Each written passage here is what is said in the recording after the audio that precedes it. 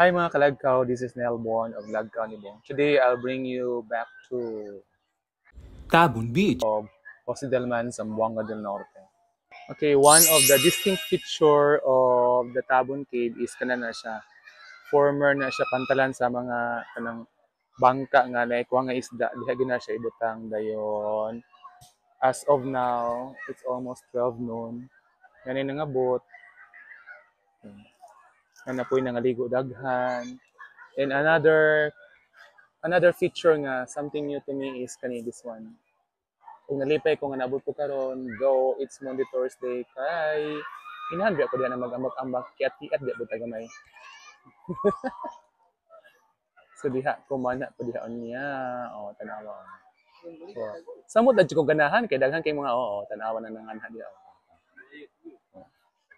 Aside from those distinct features, usasad sa akong ganahan dire is kanig yung dagat itself. Okay.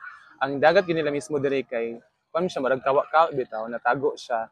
So ang among gipanglabyan dito mga dagat sa Katipunan, Manukan, uban pa kuan siya kanang taobon siya. Taob nga balod gyud siya, as in balod kay open sea man siya.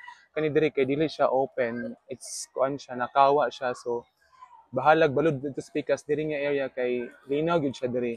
Galing lang kay in the previous days siging gaulan, so dili lang kay tinawang tubig. And ang ako yung ganahan diri kay kana sa hanggang snorkeling. Mo sa na akong gustong adtuan katong ila matuan dito na buong area. Kay ang snorkeling sa dirindot sa din lang kuan diri. Corals, murag diverse pa ang corals diri ug ang nila ang kuan marine ecosystem. Mo bitan nang daghang mananagat diri. Pero sa pagkakaroon, ang akong target yung man diri is maligo.